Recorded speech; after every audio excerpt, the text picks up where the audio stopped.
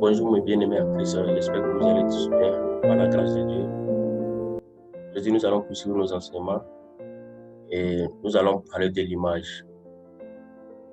Père, je bénis ta parole au nom de Jésus de Nazareth. Prends contrôle de ces moments. Père, enseigne-moi ta parole, Seigneur, et guide-nous selon ta grâce. Amen. Et mes bien-aimés en Christ, je viens apporter quelque chose de nouveau. Parce qu'il y a la confusion dans le corps du Christ. La confusion sur l'image de Dieu. Lorsqu'on parle de l'image de Jésus-Christ et l'image de Dieu invisible, et il y a certains qui ne comprennent pas cela et pensent en même temps que cette parole voulait dire que Jésus-Christ est Dieu en personne, Dieu tout-puissant lui-même. Et ceux qui sont pour la Trinité, ils ont l'habitude de dire que Jésus-Christ est en même temps son Père, son Fils et le Saint-Esprit. Et nous allons voir dans les Écritures ce que la parole de Dieu dit. Car toute écriture est inspirée de Dieu. Et avant de continuer, nous allons définir l'image, ce qu'on appelle l'image. L'image, c'est quoi? Une image est une représentation visuelle, voire mentale de quelque chose. Je répète, une image est une représentation visuelle, voire mentale de quelque chose. Elle peut être naturelle ou artificielle, visuelle ou non, tangible ou conceptuelle. Elle peut entretenir un rapport de ressemblance directe avec son modèle ou au contraire y être liée par un rapport plus symbolique. Prenons l'exemple du miroir. Lorsque toi, mon bien-aimé, toi, ma bien-aimée, tu es en train de te mirer, tu finis de te doucher, tu t'apprêtes, tu es devant le miroir. Tu vois le reflet. Tu te vois toi-même dans le miroir, comment tu es, comment Dieu t'a créé. Tu vois tes yeux, tu vois tes cheveux. Mais ça, c'est l'image de ton corps. C'est l'image, le reflet de ton corps. Nous allons lire Genèse 26, Genèse 1, verset 6 à 27 pour comprendre ce que j'ai dit.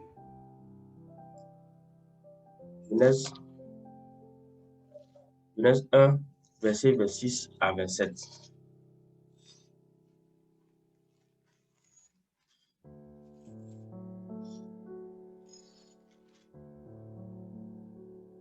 Genèse 1, verset 26 à 27. Je lis la parole de Dieu. Puis Dieu dit, faisons l'homme à notre image, selon notre ressemblance, et qu'il domine sur les poissons de la mer, sur les oiseaux du ciel, sur le bétail, sur toute la terre et sur tous les reptiles qui rampent sur la terre. Dieu créa l'homme à son image, il le créa à l'image de Dieu. Allons doucement pour mieux comprendre. On dit, Dieu créa l'homme à son image. Il le créa à l'image de Dieu. Il créa l'homme et la femme. Amen. Oh, la parole de Dieu est merveilleuse. On dit, Dieu créa l'homme à son image. Il le créa à l'image de Dieu. Donc, l'homme a été créé à l'image du Dieu invisible. Donc, nous sommes l'image du Dieu invisible. Nous sommes, répétez dans vos salons, nous sommes l'image du Dieu invisible. On n'est pas des dieux. Mais nous sommes l'image. Ici, l'image, nous sommes la ressemblance, le caractère. Le caractère. Dieu veut parler du caractère. Dieu nous a créés. À la création, Dieu nous a tout donné. Il nous a donné toutes choses. La domination sur toutes choses. Nous sommes créés à son image.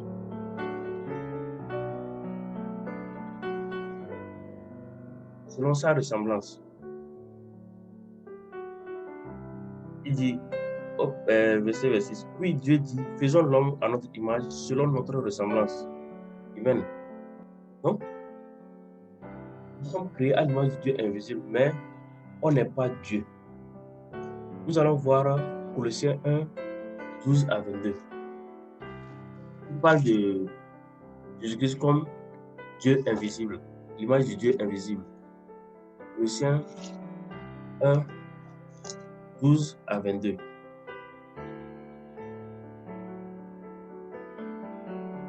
Et la parole de Dieu.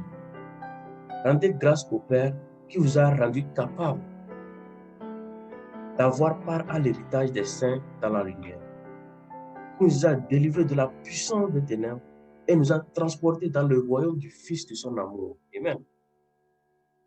En qui nous avons la rédemption, la rémission des péchés. Il est l'image du Dieu invisible, le premier-né de toute la création. Car en lui ont été créées toutes les choses qui sont dans les cieux et sur la terre, les visibles et les invisibles. Trône, dignité, domination, autorité, tout a été créé par lui et pour lui. Amen. Il est la tête du corps de l'Église. Il est le commencement, le premier-né d'entre les morts, afin d'être en tout le premier. Car Dieu a voulu que toute plénitude habitât en lui.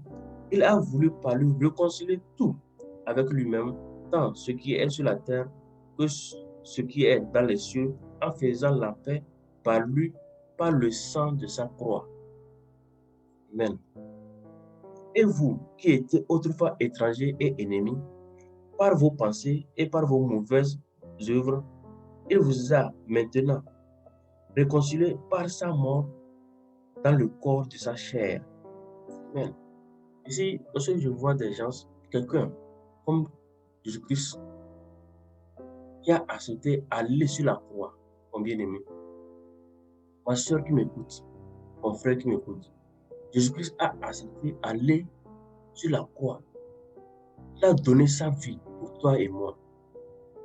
Il a donné, il s'est sacrifié afin de nous réconcilier avec Dieu le Père.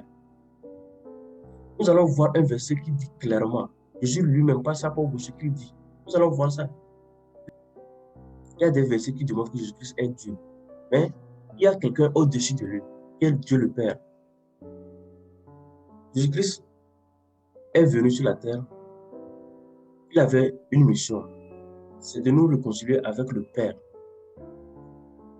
C'est de nous faire asseoir sur le trône de son Père. C'était le but de Jésus-Christ de Nazareth. C'est pourquoi il a versé son sang, le sang de Jésus-Christ de Nazareth. Mon bien-aimé, ma bien-aimée, il faut qu'on revienne à Christ. Il faut qu'on enseigne la vraie parole de Dieu.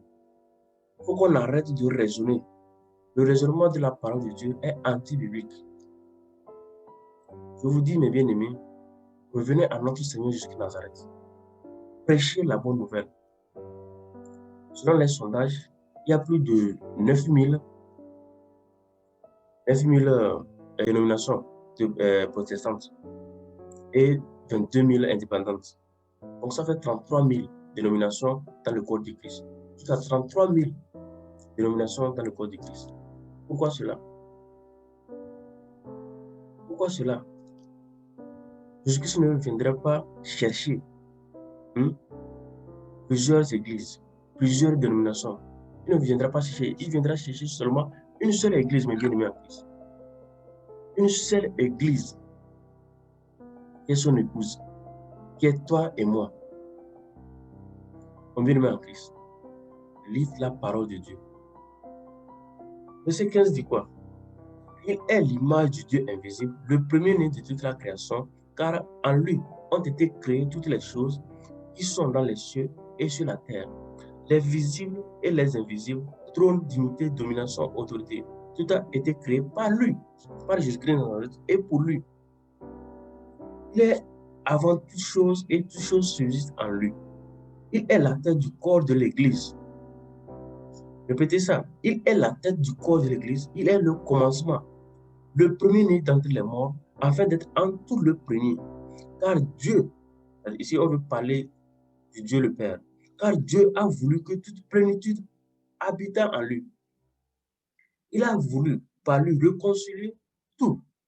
Il est mis pour Dieu le Père. Faites attention lorsqu'on lit la Bible. Prenez soin Prenez le temps de lire correctement la Bible. On ne lit pas la Bible comme un roman. Il faut prendre soin de lire la Bible et de comprendre. Par la grâce de Dieu, vous allez comprendre la Bible. Car Dieu a voulu que toute plénitude habitant en lui, il a voulu par lui réconcilier tout avec lui-même, tant ce qui est sur la terre que ce qui est dans les cieux, en faisant la paix par lui, par le sang de sa croix. On dit en faisant la paix par lui, par le sang de sa croix, le sang de Jésus de Nazareth. Quelqu'un qui se donne, il s'est donné en sacrifice pour toi et moi, pour nous faire asseoir sur le trône de son Père. Mais pourquoi les gens se sont détournés de lui? Les gens ne peuvent pas faire attention au sacrifice de notre Seigneur Jésus de Nazareth. Ils font des choses abominables. Ils enseignent des préceptes comme ce qu'ils veulent, leur propre volonté. Ils enseignent leur propre volonté. Enseignez la parole de Dieu. Enseignez la parole de Dieu, mes bien-aimés en Christ. De tout ce qui est enseignant, enseignez la parole de Dieu, la vraie parole du Christ.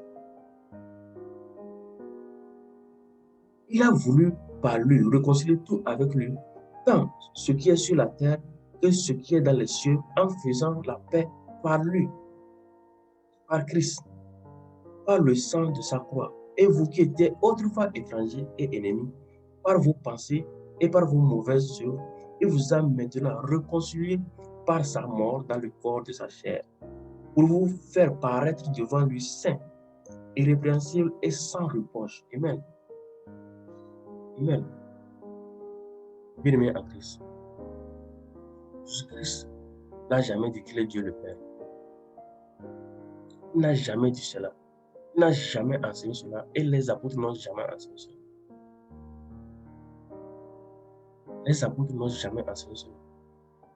Mais l'ennemi a mené la confusion dans le corps du Christ pour troubler les enfants de Dieu. Pour troubler les enfants de Dieu qui ne prennent pas le temps de lire la parole. Je parle de Trinité.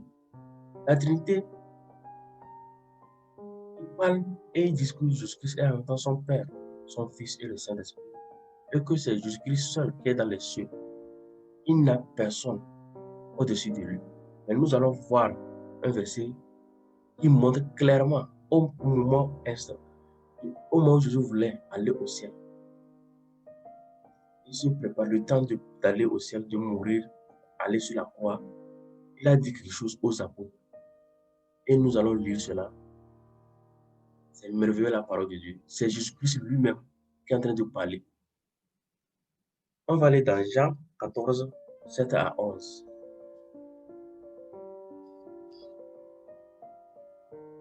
On va aller dans Jean 14, 7 à 11. Lire quelque chose et voir ce que Jésus a dit.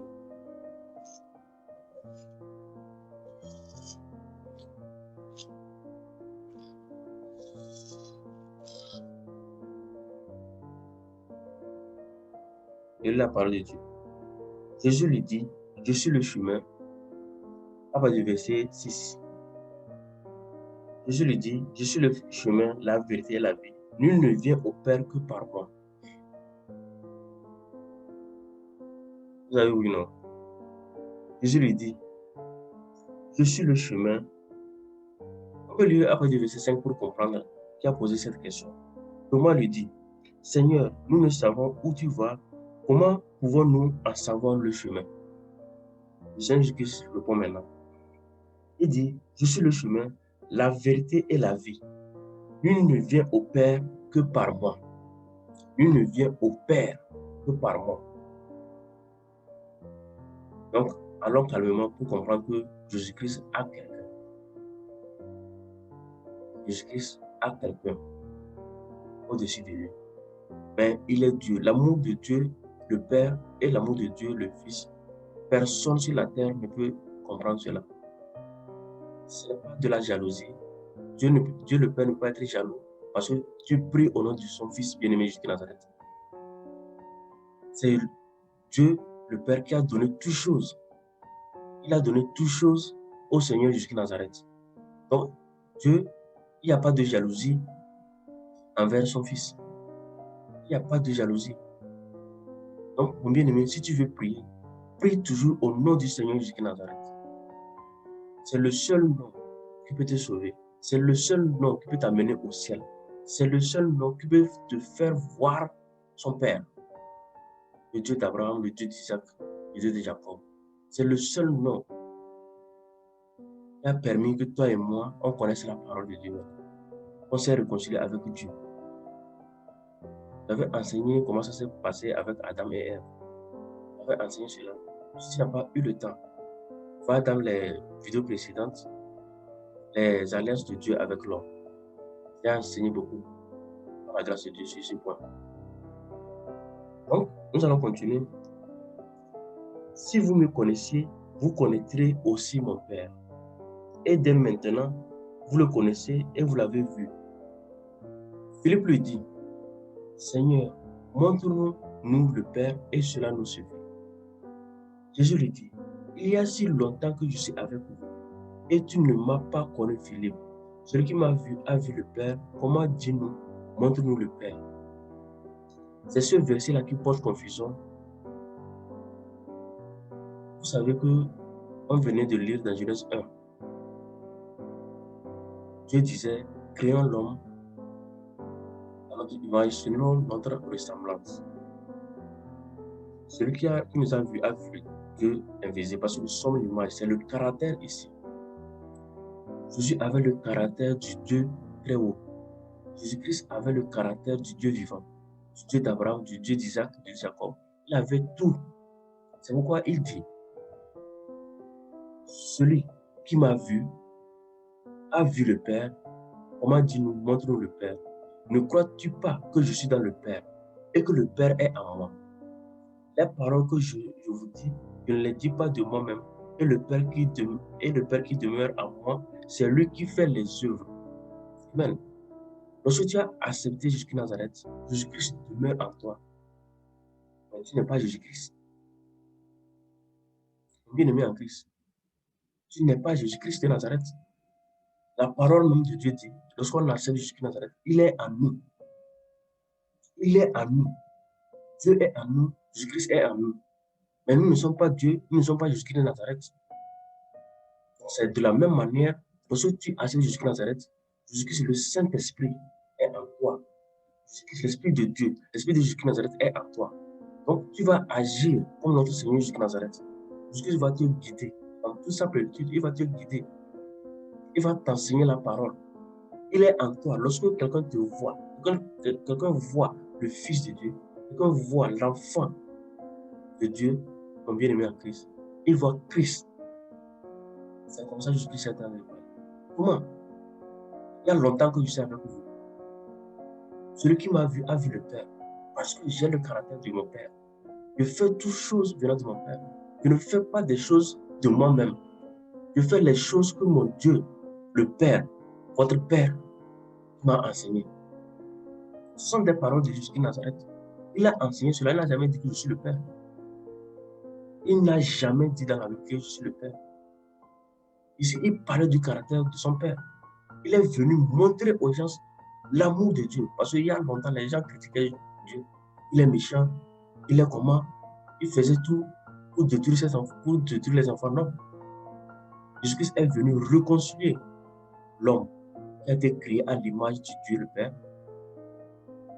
et Dieu lui-même.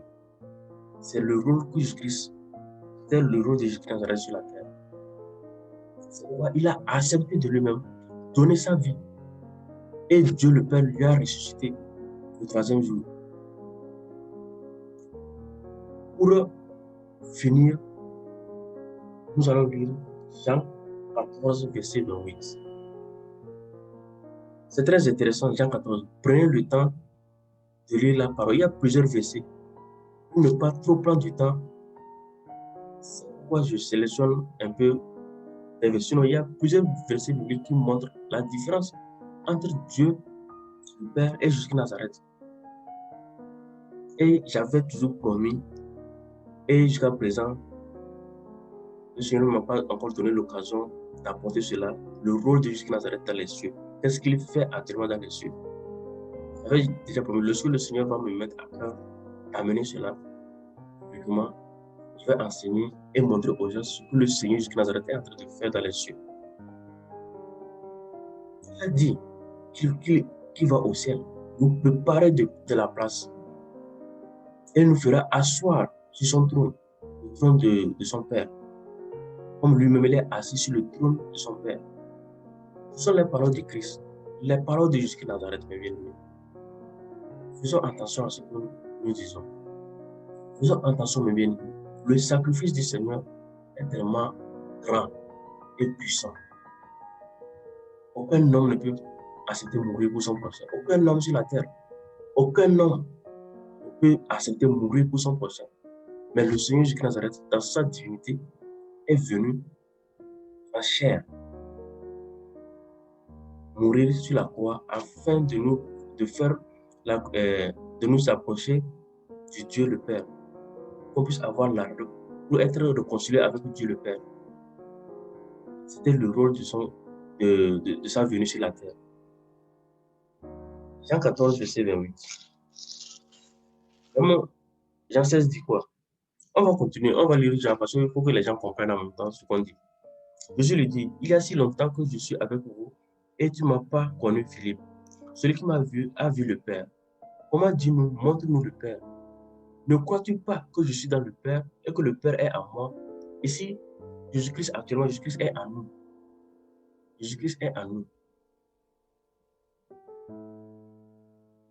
Les paroles que je vous dis, je ne les dis pas de moi-même. Et le Père qui demeure en moi, c'est lui qui fait les œuvres. Donc, tout ce que Jésus faisait sur la terre, c'est le Père qui faisait les œuvres. Parce que le Père était en lui. Le Père était en lui. Comme Jésus-Christ est en nous actuellement. Nous-mêmes, nous sommes l'image du Dieu invisible. Jésus-Christ est l'image du Dieu invisible.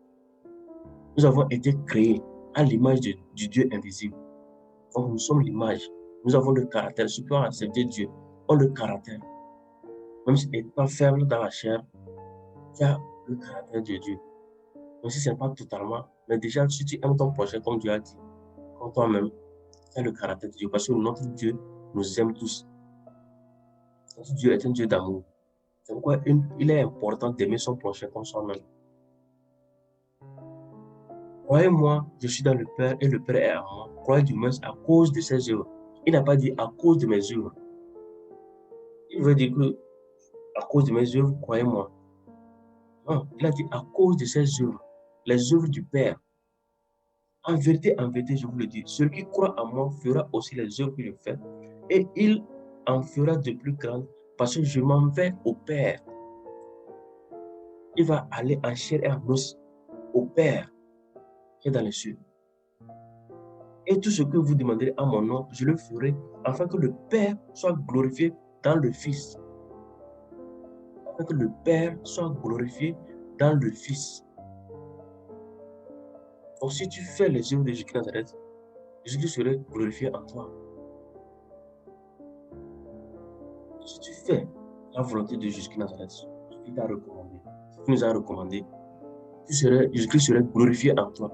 Le païen saura que Jésus-Christ est venu, il est mort sur la croix, ressuscité le troisième jour par son Père. Si vous demandez quelque chose en mon nom, je le ferai. Si vous m'aimez, gardez mes commandements. Et moi, je prierai le Père et il vous donnera un autre consolateur afin qu'il demeure éternellement avec vous, le Saint-Esprit. Je prierai le Père. Lui-même, il dit, je prierai le Père.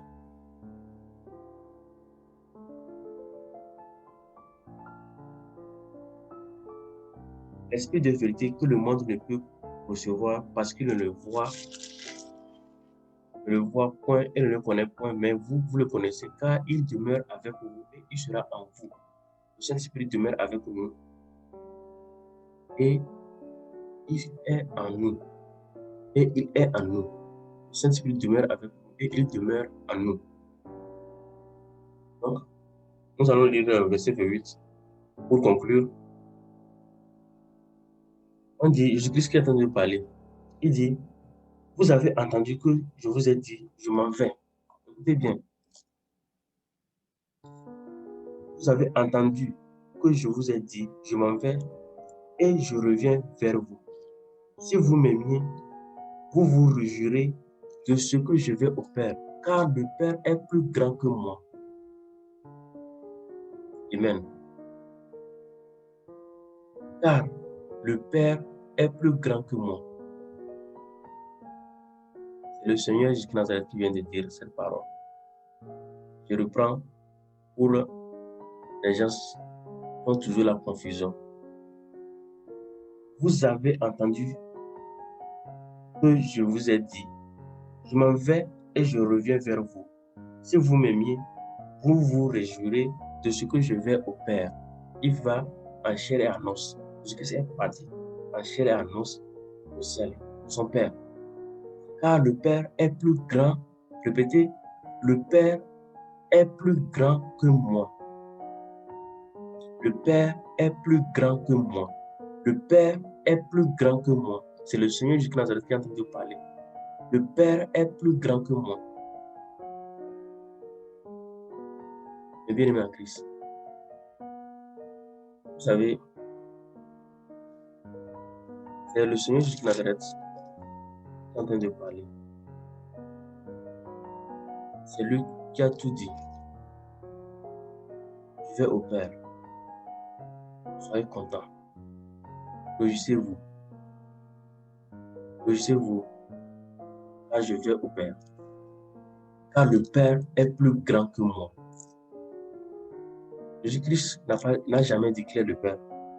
Il n'a jamais dit cela. Mais pourquoi toi, l'être humain, tu te permets de dire que Jésus-Christ est le Père?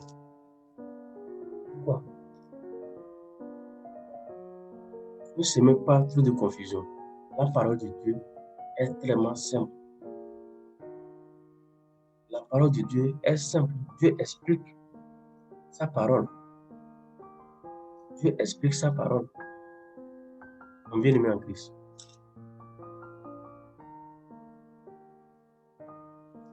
Mon bien-aimé en Christ. J'espère que ce message t'a fait du bien.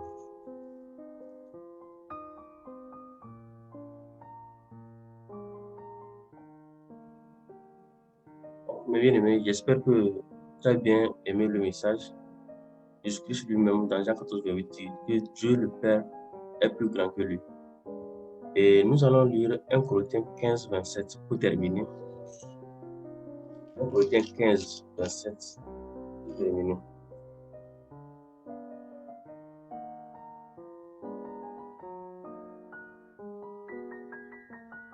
On va commencer, excusez-moi, à partir du verset 20 pour comprendre. 1 Corinthiens 15, à partir du verset 20, et la parole de Dieu. Mais maintenant, Christ est ressuscité des morts. Il est les prémices de ceux qui sont morts. Car puisque la mort est venue par un homme, c'est aussi par un homme qu'est venue la résurrection des morts. Amen. Et comme tous meurent en Adam, de même aussi tous revivront en Christ. Mais chacun a son rang. Christ comme prémisse, puis ceux qui appartiennent à Christ lors de son avènement. Amen. Ensuite viendra la fin, quand il remettra le royaume. Ici, c'est très important. La parole de Dieu ne se contredit pas. Voilà ce verset même qui explique la différence entre Dieu le Père et notre Seigneur Jésus de Nazareth. Ensuite viendra la fin, quand il remettra le royaume à celui qui est Dieu et Père. Nous ne sommes pas encore à la fin. Nous ne sommes pas encore à la fin. Mais vous enseignez déjà que Dieu, Jésus-Christ, est le Père. C'est anti-biblique, mes bien-aimés.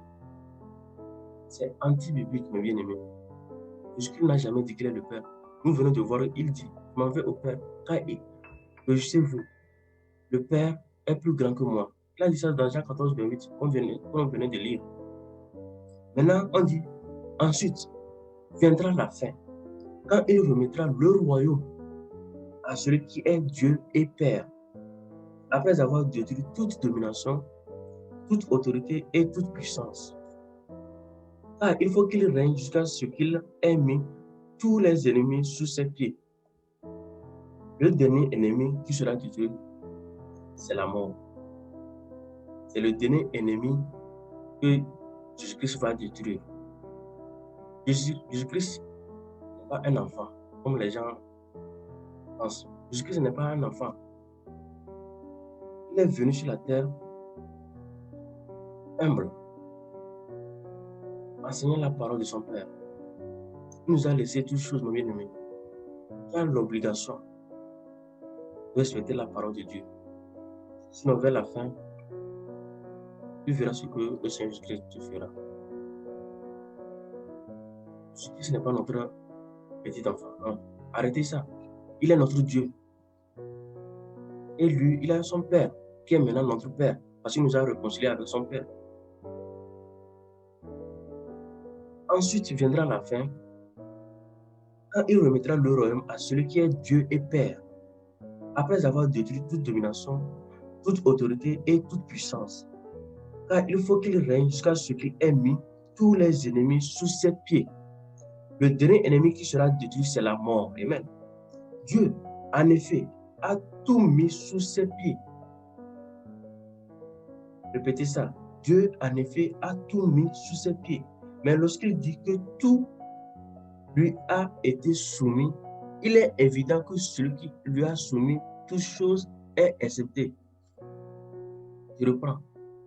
Dieu le Père, en effet, a tout donné à Jésus de Nazareth, en mes termes. A tout donné. En effet, a tout mis sous ses pieds. Mais lorsqu'il dit que tout lui a été soumis, il est évident que celui qui lui a soumis toutes choses est accepté. Parce que Dieu le Père, qui lui a donné toutes choses, il est au-dessus de Jésus de Nazareth. Jésus-Christ lui-même a dit, Dieu le Père est plus grand que moi. Je vais au Père, car le Père est plus grand que moi. Maintenant, pourquoi mettre Saint-Jean de Christ, la confusion entre les enfants de Christ? Pourquoi, mon bien-aimé? Pourquoi vous incitez cela? Pourquoi vous enseignez cela? Pourquoi? Pourquoi? Et lorsque toutes choses lui auront été soumises, alors le Fils lui-même sera soumis à celui qui lui a soumis toutes choses, afin que Dieu soit tout en tous. C'est la parole de Dieu. Mon bien-aimé, je sais que tu es étonné. La confusion dans le corps de Christ. La confusion. Et lorsque toutes choses lui auront été soumises, alors le Fils lui-même sera soumis à celui qui lui a soumis toutes choses, afin que Dieu soit tout en tous. Amen. La parole de Dieu est tellement merveilleuse, mon bien-aimé en Christ.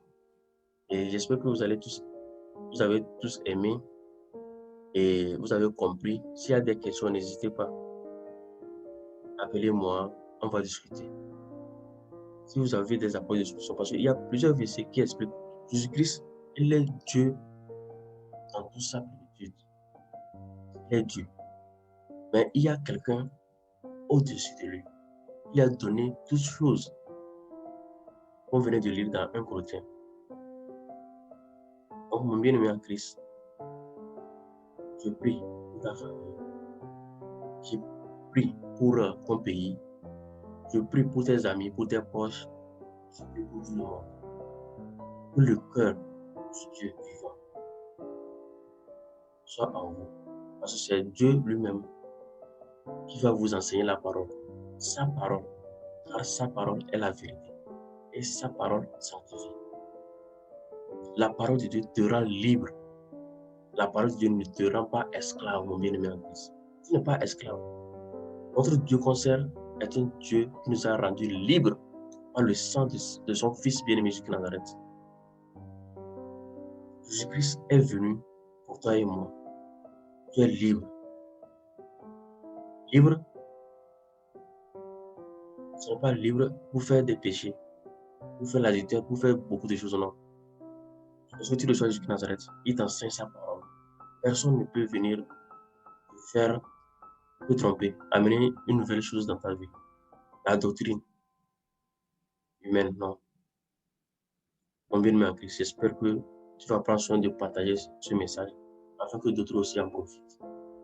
Père, je bénis ta parole, Seigneur Père. Merci pour ces moments. Que ta main, Seigneur Père, fortifie quelqu'un ce matin. Que ta main droite, Seigneur Père, éternel amis, saisisse quelqu'un ce matin, Seigneur. Que le sang de Jésus de Nazareth, Seigneur Père, versé sur la croix, Seigneur Père, nous sanctifie, Seigneur Père, nous purifie, Seigneur Père, nous guérisse, car le sang de Jésus guérit, Seigneur Père.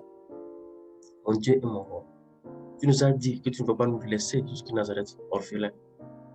Tu nous as donné le Saint-Esprit, Seigneur, et le Saint-Esprit nous conduira dans toute la vérité. Père, je prie, Seigneur éternel amis, que le Saint-Esprit manifeste, Seigneur Père, se manifeste dans la vie de tout chacun. Père, au nom de Jésus de Nazareth, Père, nous avons prié et reçu.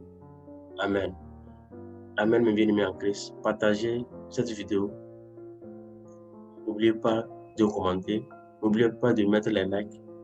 Et que la grâce de Dieu soit toujours avec nous tous. Au nom de son Fils bien-aimé, Jésus-Christ de Nazareth. Amen.